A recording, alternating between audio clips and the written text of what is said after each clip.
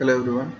In this session, we are going to see about the actuators in detail. So, what are all the actuators available in the robotics industry? We had discussed in the previous video, and for easy understanding, I can repeat once again. The actuators are hydraulic motors, pneumatic cylinders, DC motors, stepper motor, and servo motors. So, we will discuss about all these things in detail now. First one is the hydraulic cylinders. So hydraulic cylinders or hydraulic actuators can lift and hold heavy loads without braking and can move heavy objects at low speeds or apply torque without the need for gearing. And also wherever the area of working in slow speeds and to move the heavy loads and for heavy operations, these hydraulic actuators are widely used, and you can see that in video. Directional control valve with the help of DCV, the hydraulic actuation is operated. So with the help of DCV, at once the hydraulic fluid working medium is applied, and so the plunger is exerted outwards, and by reversing the operation with the help of DCV, the plunger is operated towards the existing position or the initial position. So this is nothing but the hydraulic operation, and with this the heavy loads or the area wherever heavy movements were required, they were operated. And the second one is nothing but pneumatic actuators. So pneumatic actuators, you can see that in a video. By means of pneumatic cylinders, the pneumatic actuators are used, and in the right side of the video there is an animation of the assembly and disassembly of the pneumatic motor, and with the help of air medium, this pneumatic actuators were operated. And these pneumatic actuators are used where the speed is highly required and the payload will be optimal, which is not high. These pneumatic actuators cannot be used where the operating payload is very high, and wherever the operating load is somewhat average, these type of actuators, pneumatic actuators, are used. And in the left side of the video, you can see that the pneumatic cylinder actuation with the help of DCV is shown. DCV is nothing but directional control valve, and with the pneumatic muffler, the inserted air medium is exerted, and through the DCV, the plunger actuation is actuated. The only difference between the hydraulic cylinder and the pneumatic cylinder is nothing but the working fluid. Remaining the operations are same and all. And then stepper motor. Stepper motor is nothing but with the help of stepping the rotor aligned with the stator, the actuation is acquired. Basic stepper motor concepts are, it has, you can see that in a video that in a slide, the first and the second wiring. Here this is an example of a stepper motor with two wirings. So the rotor in this case is nothing but a magnet, a permanent magnet, which is having north and south pole, and it is pivoted at the center. And you can see these two loops there, the first loop, how they are placed in this loop. So first loop is placed between the D and C, and the second loop is placed between A and B of the stator. So A, B, C, D is nothing but the stator, and the center rotor is nothing but the permanent magnet. And by activating any one of this wire loop, then the rotation will be obtained with the number of stators in position. So in this case, if the first loop is energized, then this alignment is obtained, and while de-energizing the first loop and the second loop once is energized, then the position of this rotor will be like this. You can see that in a video. I will give it an example. And the stepper motor basics, there are two methods. One is variable reluctance and one is permanent magnet. How they are energized? So in the first case, the energizing of the stator with the help of loops, wire loops, and in the second case the rotor will be a permanent magnet, and with the help of energizing that magnet the step rotation can be obtained. So this is nothing but the explanation of what I told earlier in the previous slide. So we will straight away go into the video for the better understanding. So if the stator has 4 section or 8 section or 6 section, then the degrees will be increased or decreased, so that the step will be increased or decreased. So you can see that in a video. This is a robotic operation of pick and placing work, and this is the stepper motor which has a closed feedback control.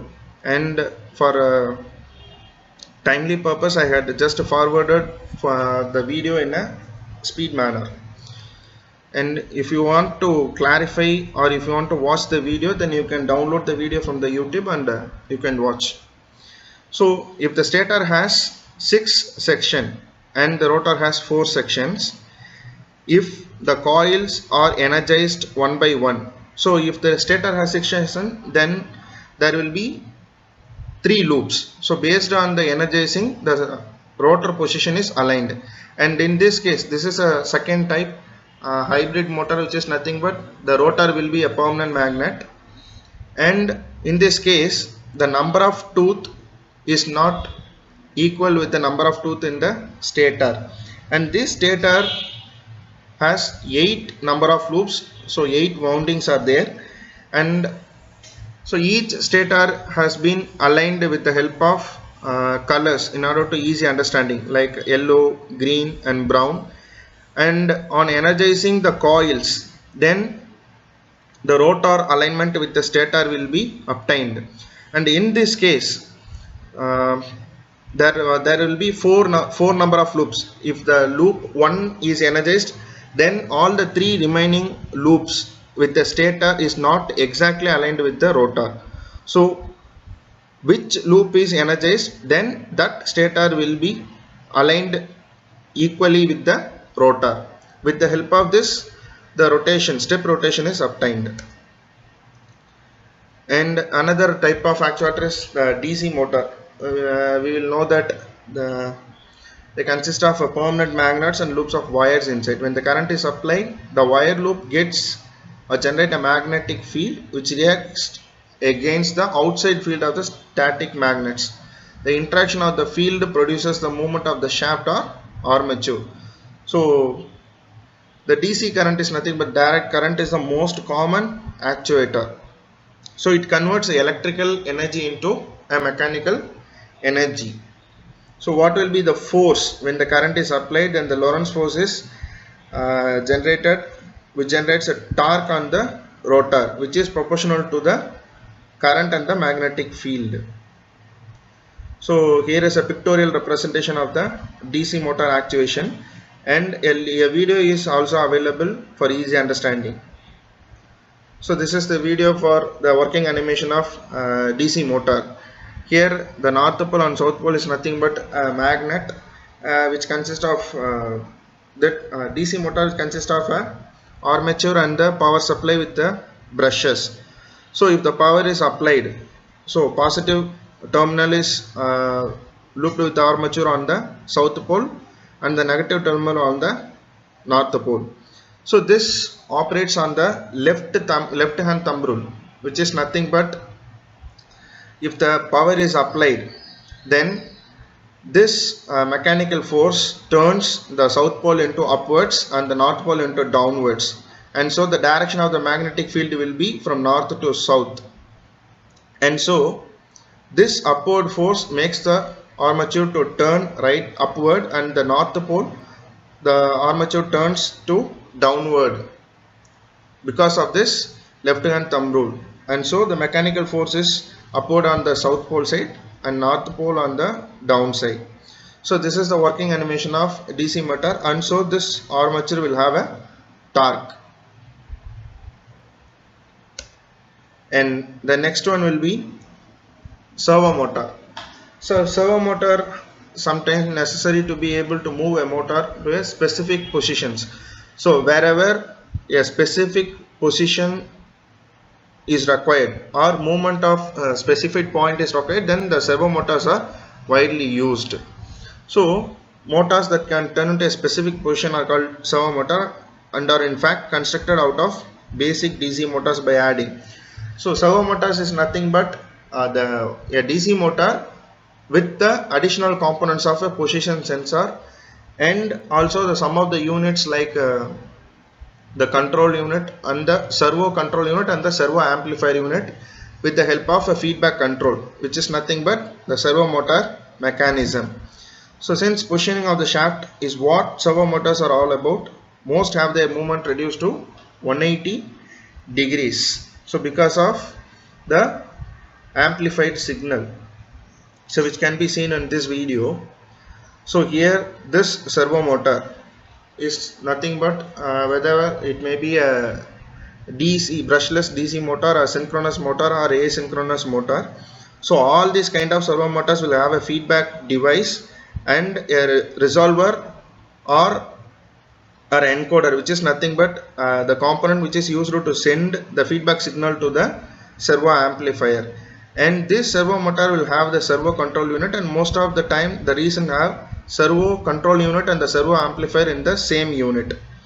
And this is the example of alternating current synchronous type servo motor, so which has a magnet as a rotor, and so with the help of the energizing loops, magnetic energizing loops, the rotor will get the rotation with the specified number of cycles with the help of servo control and the servo amplifier. Since the servo control controls the entire operation, it sends the signal to the amplifier, and from that amplifier the amplified signals is sent back to the feedback device of the servo motor mechanism, and so from based on that amplifier the servo motors is keep on operating. And with this we can end this session.